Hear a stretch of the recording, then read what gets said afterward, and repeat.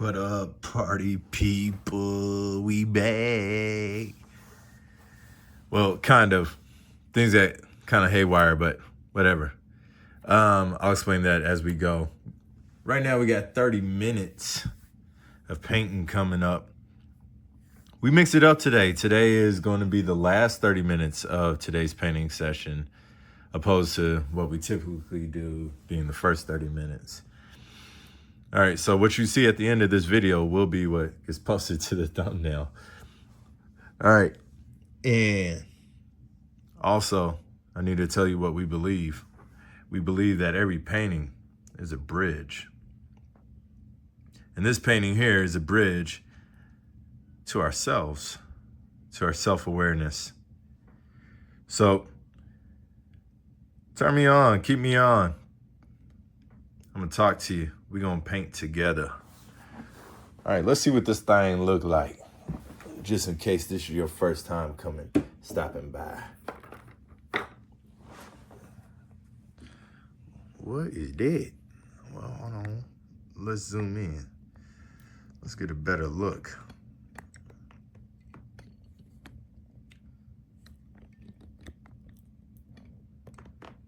All right. That's about as good as this tripod is gonna let me get it. All right, so here we go. Here's the story of how we got here. Really quick, fast in a hurry. Level one of this, the symbols of self-awareness. You know, we have a mass on the left, but we have one that stands apart and says, this is where I stand. This is where I make my decision, you know, symbols of self-worth, right? All right, but then that construction there, those symbols, kind of turned into this image, right? Or, you know, I might have skipped a step here, and then I got a little lazy, and I was like, all right, just turn that information into an image for me, my good old friend chat. And then we got this image here. But now we're in the process of level 5 art, and that's taking an image that's been translated into time, space, understanding, and those things, and turning it into an artifact, turning it into the thing that art, whatever the thing that art is. All right, today's session we're gonna be focusing on getting the truck into the space, because I mean it's the truck or the clown car that truly and most sincerely carries the volume of this painting, right? And we got to have the volume. Excuse me.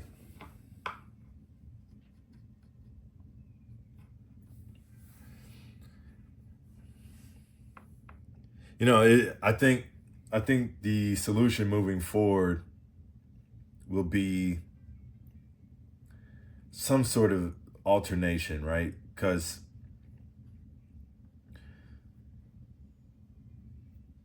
you want to see the beginning of the session and you want to see the end of the session. Like, both of them are valuable because there's different activities that happen at the different times, right?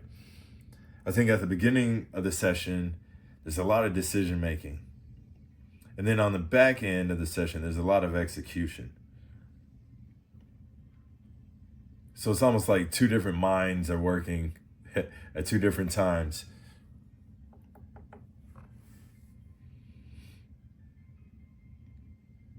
So I think today is going to be a lot of like sharing technique. If I could imagine, if I could foresee the future. And one of the major techniques that I'm working here is probably, I don't know, what is it, value? I think it's value.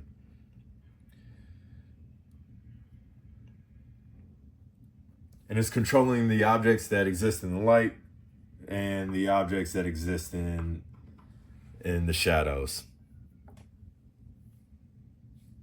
How do you do that? Well, I think it's actually kind of simple. You do your shadows first, right? Whatever these sections are going to be that need to be black, you get your black down on there. Why do we do the shadows first? Because it is written in the good book, in the book of good news, that light is stronger than darkness. Now, it is true, you can have more darkness than you can have light, but the light is stronger. Therefore, we paint our shadows first, and then we transition the light into the shadow. What you mean? All right, watch. Can you see that? Y'all can see that, right? I'm painting all this black down here. It ain't even really black. It's Payne's gray.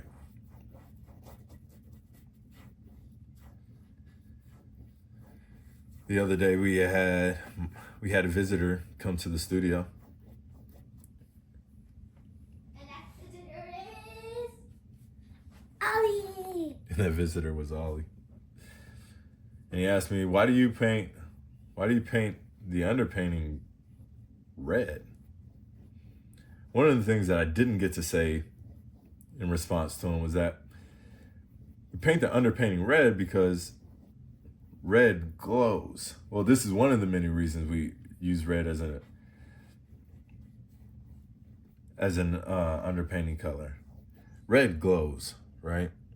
So, like in here, it's informing me that I've low-key missed a spot. Now, I have a couple of options. I could allow that glowing to happen, to continue to carry on, and it will communicate something at the end of the painting. I'm not sure what, but do I really need something glowing underneath the truck? Underneath the clown car? I don't think that I do. I remember when I was a young painter, seeing streaks of a second color pop up on me as I'm, like, let's say I press in and I get that gray that comes out. That used to freak me out.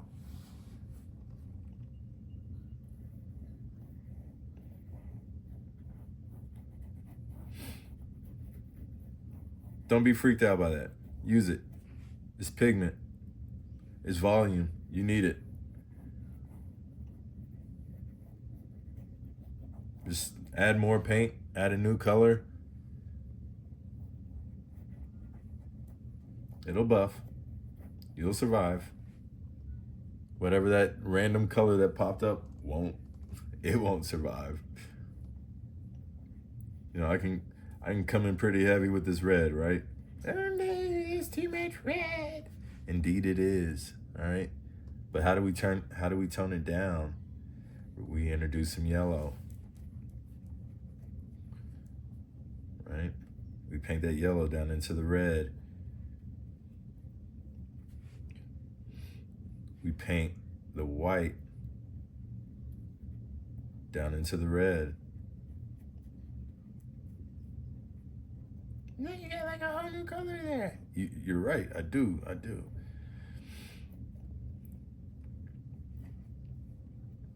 But I spread it out. I keep adding the white, I keep adding the yellow. I spread it out. Keep adding whatever this black streak is that keeps coming in here.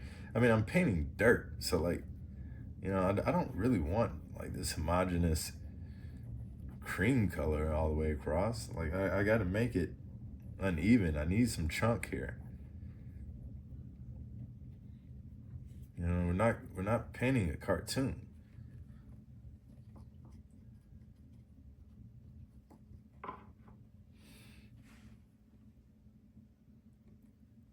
Man, there's been a lot of activity in the world this week. A lot. Maybe I've just been reading the news more. I'm not really sure. I saw something that was initially kind of concerning, but I think it's something that I want to talk about. Um, Yesterday, I was pretty heavy on transparency. I don't know if I was talking about that I can't remember if I talked about that during my painting session, but I know that I talked about it in my social media and whatnot. I know I also talked about it in my magazine, but something happened, and and it happened with Chat GPT, and initially I was kind of outraged. I was like, "What? What? Why would that even happen? How could that even happen? Why would that even happen?" And I was so ready to point a finger and be mad and outraged. And then I thought about my own practice. I said, "Oh man, there have been times that I've made paintings or drawings that were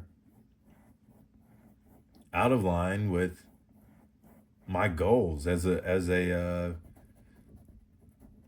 artist, as a human being."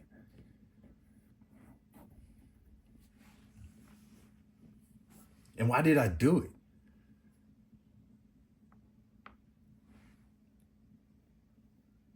And honestly, the answer to that question is I did it because I knew how to do it.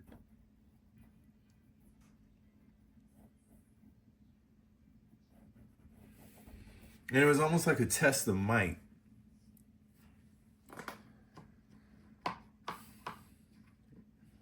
I mean, many times it was. And like here recently, there was a picture that I really wanted to make. And I started to make it. And then about 10 strokes into the picture, I was like, hold on, man, we have to turn this off. I can't make this painting. I can't make this picture.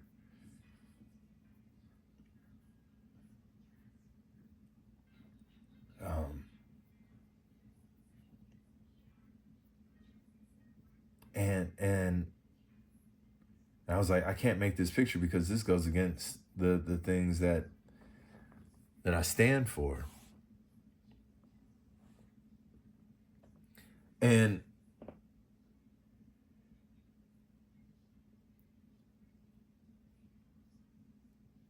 that's somewhere where I think that we have to be patient, especially with our this creation of AI, right? Like we do have to explore the boundaries, guys.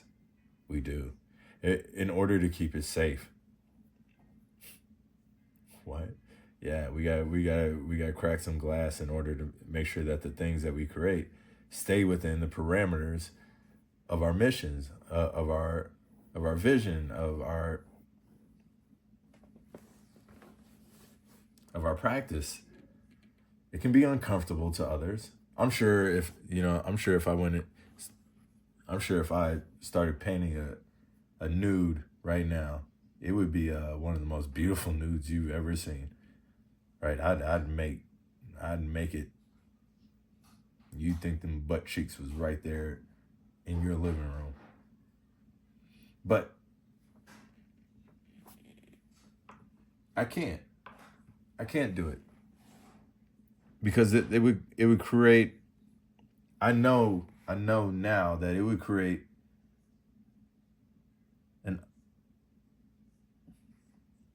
an unforgivable discomfort in my home.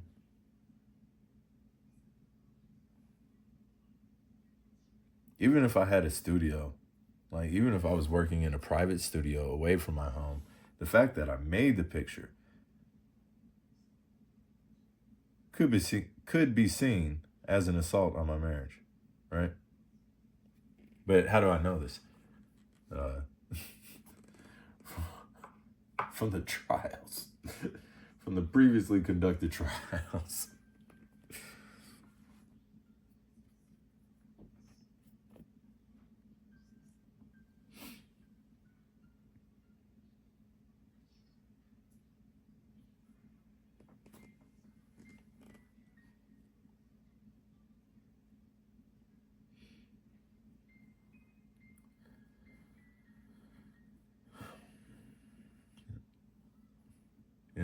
I do believe that there will be a universal end to the world, right? But honestly, I'm much more concerned about my personal end of the world, ending of this world, of this experience.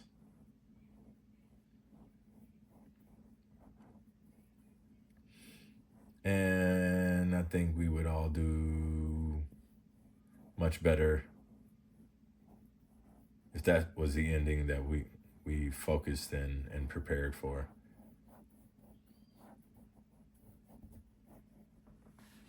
I was thinking about Job the other day. And like one of the things that I was thinking was like, man,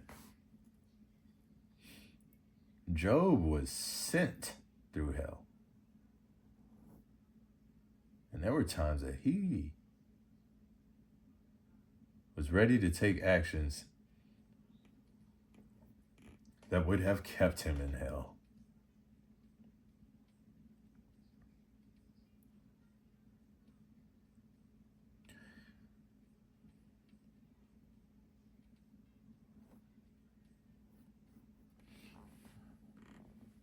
I don't know. I mean, I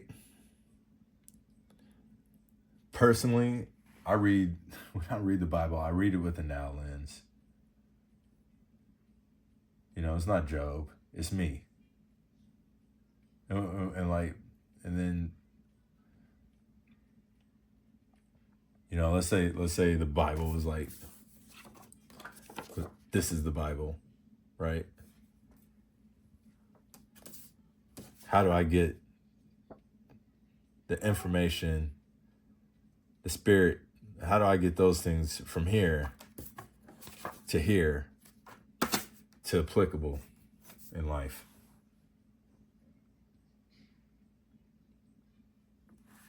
Okay, I have a spirit. Ooh. What is the responsibility of my spirit? What power does my spirit possess? How do I access the power of my spirit?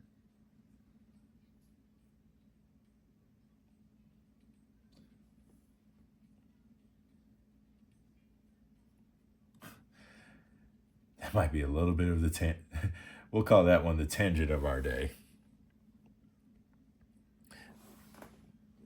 My goodness, man. I feel like time goes by faster while I do these videos. Like, I turn the camera on and it's like I'm going to fast forward my life.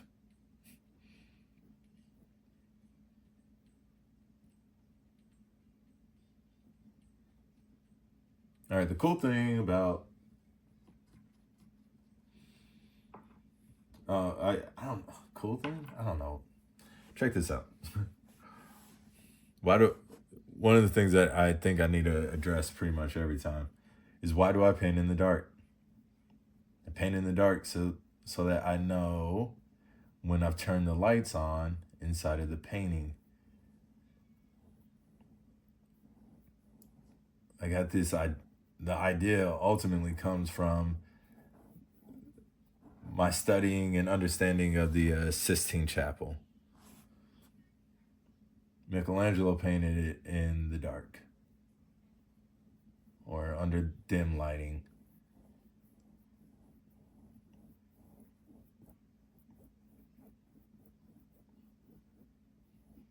So if he could render that result with the lights off,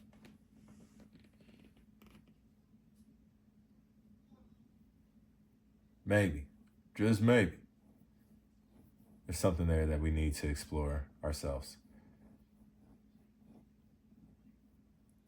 And for me, it's that, you know, when the lights are off in the room, I know when I've turned the lights on in the painting.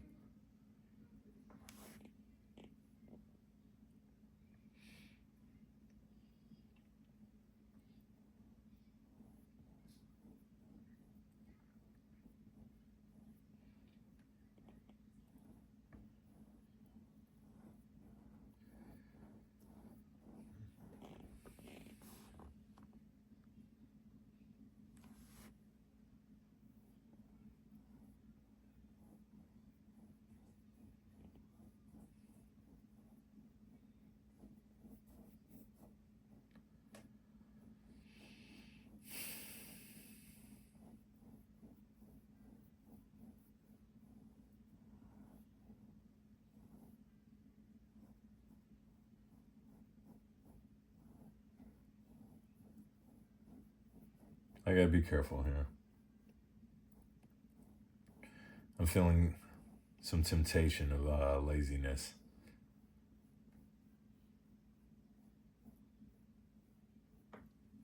I don't think I have enough pigment here.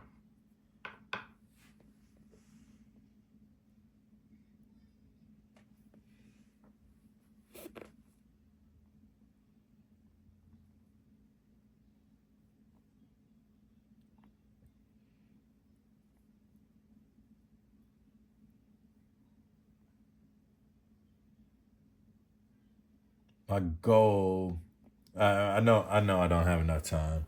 Yeah, we're at 21 minutes, but I was hoping to make it back up to this window.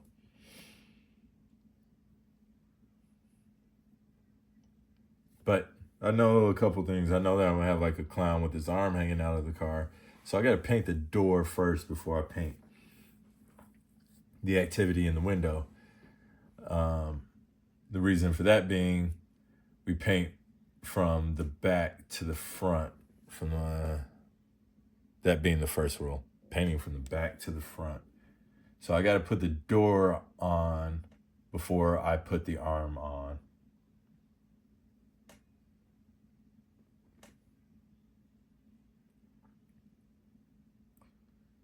Now this door is pretty beat according to the image that I'm wanting to create.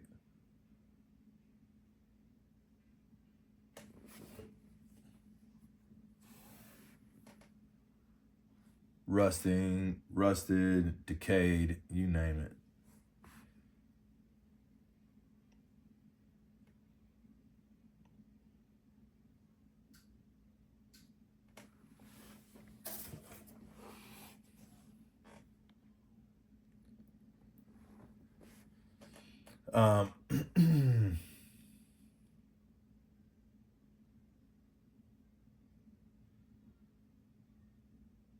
I thought I was going to say something.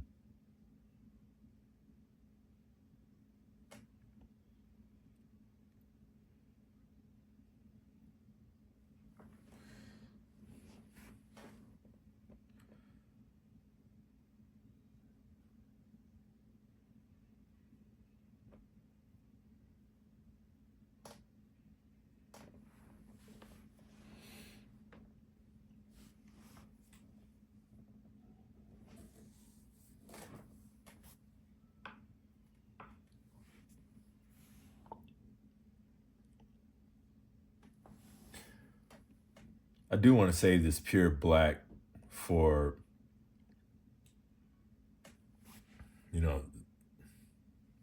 very specific moments. It ain't even black, it's gray, y'all. That's Payne's gray.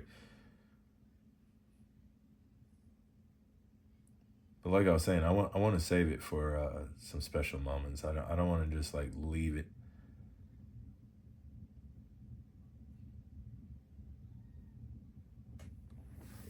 Dangling out in the open.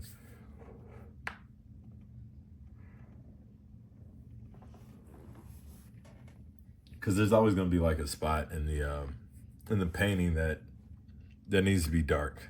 That needs to be as dark as possible. Like, even if you're painting a dark spot of your painting, you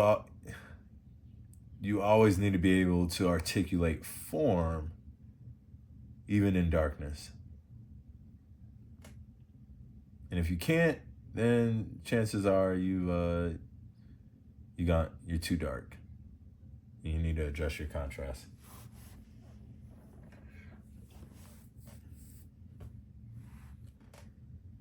Oh man. I'm just so short. We're running out of time. It's 25 minutes now. You know what that means. And if you don't, well, you're about to find out. It's time for the prepared close.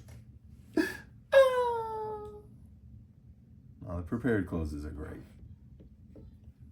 Let's see what I wrote.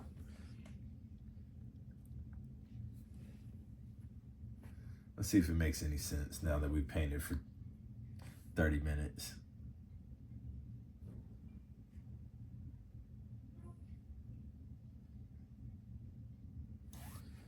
Oh man, we got a dirty fender here. Need more red.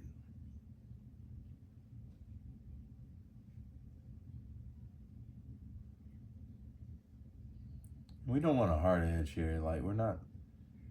Remember, this truck is working to call the people to the painting from 50 feet away. All right. Here we go. Today was work.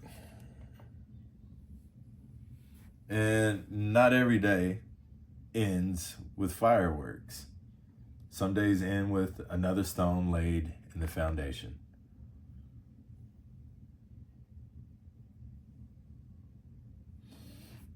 I spent part of today finishing work that no one will ever see. I was building a film, had to delete some shots. Chasing a story, learning, failing, trying again, and somehow all of that found its way back into this painting. This one keeps asking something of me.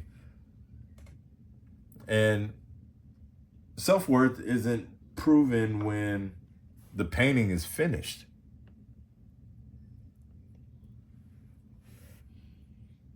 It's practiced every time you return to the easel before it's finished. It's practiced every time you return to... Oh, yeah, my bad. Read that one twice. It's practiced every time you return to the easel before it's finished. Faith isn't believing the painting is already beautiful. Take it to Ollie. Ollie, buy them in. Faith is believing it's worth another brushstroke. Or two. Today we talked about the levels of art. We talked about technique. We talked about observation. We talked about translation. And those things matter, but only because they help us recognize something that was always there. Since the last time we met, the painting has become a little more of itself.